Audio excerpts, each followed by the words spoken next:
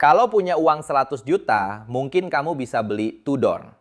Kalau punya uang 500 juta, mungkin kamu bisa beli Rolex. Kalau punya uang 5 miliar, mungkin kamu bisa beli Patek Philippe. Tapi tahukah kalian, ada jam tangan yang bahkan kalau kalian datang membawa uang puluhan miliar rupiah sekalipun, belum tentu bisa membelinya. Ketika bicara jam tangan mahal, kebanyakan orang langsung berpikir ke brand besar seperti Rolex, Patek Philippe, Audemars Piguet, Vacheron Constantin, Richard Mille, atau Omega. Itu wajar karena brand-brand tersebut punya nama besar, sejarah panjang, dan pengaruh yang sangat kuat dalam dunia jam tangan mewah. Tapi bagi kolektor yang sudah masuk lebih dalam, ada dunia lain yang tidak terlalu ramai di permukaan. Dunia ini disebut independent watchmaker. Independent watchmaker bisa dibilang sebagai pembuat jam yang bergerak dengan visi sendiri, tidak selalu berada di bawah grup besar, dan tidak mengejar produksi massal seperti brand mainstream. Kalau brand besar bisa memproduksi ribuan bahkan ratusan ribu jam dalam setahun, beberapa independent watchmaker hanya membuat puluhan atau ratusan jam saja. Karena jumlahnya sedikit, proses pembuatannya menjadi jauh lebih intim dan personal. Banyak detail yang dikerjakan dengan tangan, mulai dari finishing movement, dekorasi bridge, bentuk hands, sampai dial yang dibuat dengan teknik tradisional seperti guilloche. Yang dijual bukan hanya jam, tapi juga pemikiran pembuatnya. Itulah kenapa jam independen sering dianggap sebagai level yang berbeda. Bukan karena otomatis lebih baik dari brand besar, tapi karena pendekatannya lebih artistik, lebih terbatas, dan lebih dekat dengan dunia craftsmanship murni. Disinilah pembeli merasa bukan hanya membeli produk, tapi ikut memiliki bagian kecil dari visi seorang pembuat jam.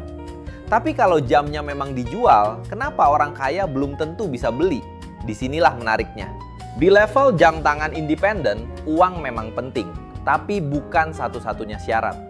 Ada beberapa alasan kenapa orang kaya belum tentu bisa langsung membeli jam seperti ini. Pertama, produksinya sangat terbatas. Kalau satu brand hanya membuat sedikit jam per tahun, otomatis tidak semua permintaan bisa dipenuhi. Kedua, demand dari kolektor dunia sangat tinggi. Orang yang mengejar jam seperti ini biasanya bukan pembeli biasa, tapi kolektor yang sudah punya pengetahuan, relasi, dan riwayat pembelian yang kuat. Ketiga, aksesnya tidak mudah. Kalian tidak selalu bisa datang ke butik, menunjuk satu model, lalu langsung membayar.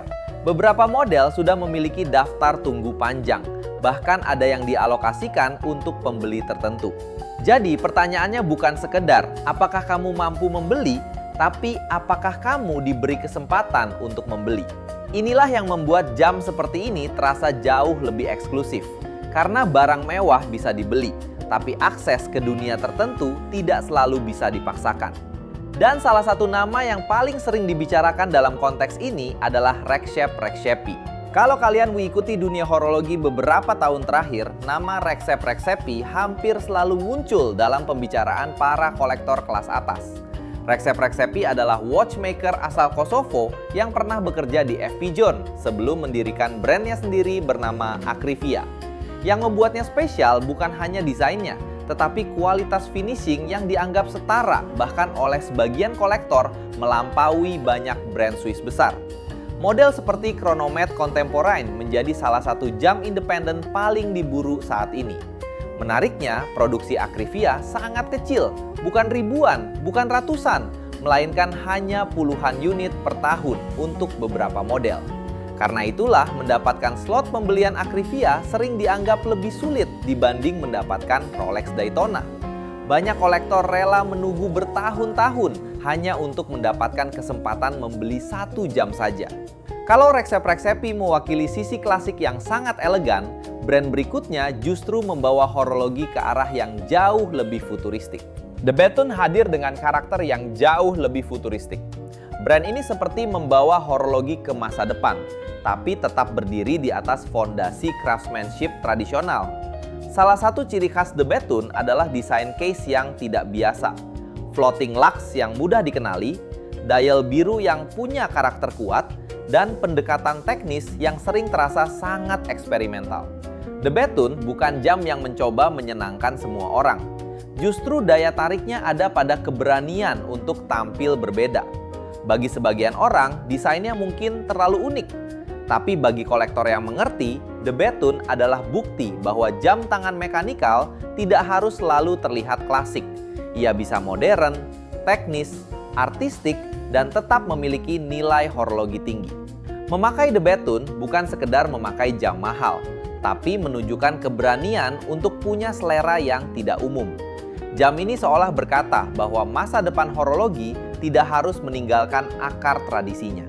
Tapi independent watchmaker tidak selalu soal desain futuristik.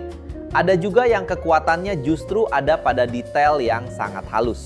Kari Voutilainen, salah satu nama yang sangat dihormati ketika kita bicara soal finishing dan detail.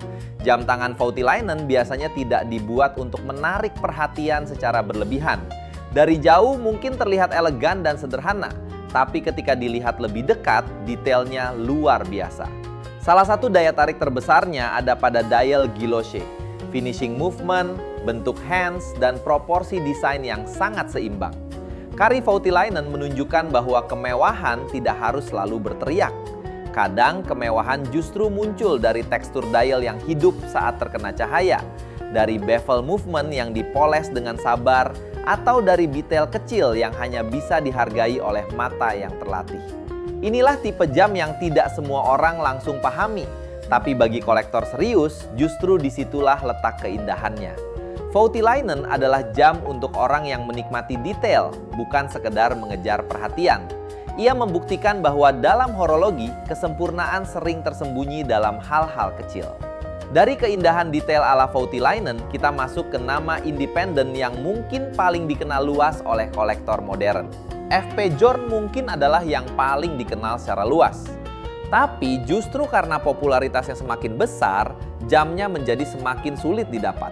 FP Journe punya posisi unik. Dia independen, tapi statusnya sudah seperti legenda modern. Salah satu identitas paling kuat dari brand ini adalah tulisan Invented et Fecit pada dial, yang berarti diciptakan dan dibuat.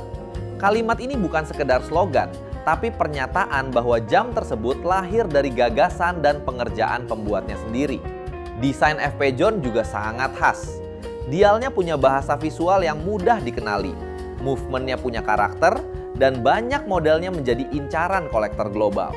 Jadi ketika seseorang memakai FP Journe, dia bukan hanya memakai jam mahal, dia memakai sebuah ide, sebuah filosofi, dan sebuah karya horologi yang punya identitas sangat kuat.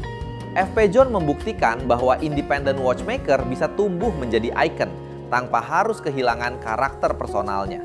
Inilah yang membuatnya berbeda. Setelah melihat beberapa nama besar tadi, pertanyaannya sekarang, kenapa kolektor begitu mengejar jam seperti ini? Tapi apakah independent watchmaker otomatis lebih baik dari brand besar? Jawabannya tidak sesederhana itu. Rolex tetap punya kekuatan luar biasa sebagai simbol kesuksesan. Patek Philippe punya warisan panjang dan reputasi yang sangat kuat. Audemars Piguet punya Royal Oak yang menjadi ikon desain modern. Vacheron Constantin punya sejarah yang sangat panjang dalam haute horlogerie. Jadi bukan berarti brand besar kalah atau independen pasti lebih superior. Yang berbeda adalah pengalaman yang ditawarkan. Brand besar menawarkan reputasi global, heritage, layanan luas, dan recognizability. Sementara independent watchmaker menawarkan sesuatu yang lebih personal, lebih niche, lebih langka, dan kadang lebih dekat dengan pembuatnya. Jadi ini bukan soal siapa yang mutlak lebih baik, tapi soal karakter kolektornya. Ada yang ingin jam yang langsung dikenali semua orang, ada juga yang ingin jam yang hanya dimengerti oleh segelintir orang. Dua-duanya sah selama pembelinya paham apa yang ia cari. Yang penting, pilih dengan sadar. Dan dari sinilah kita bisa tarik kesimpulan besar tentang jam tangan yang orang kaya pun belum tentu bisa miliki. Jadi ketika seseorang mengatakan ada jam tangan yang orang kaya belum tentu bisa beli, itu bukan karena harganya semata, melainkan karena di dunia horologi tertinggi yang dijual bukan sekedar jam tangan, tetapi kepercayaan, eksklusivitas, koneksi, dan karya seni mekanikal yang jumlahnya sangat terbatas. Kalau kalian diberi kesempatan memilih satu, kalian bakal pilih yang mana? Kalau disuruh pilih FP Journe, Rex Happy, Kari Voutilainen, atau The Betun? Tulis di kolom komentar. Dan jangan lupa subscribe untuk konten horologi lainnya.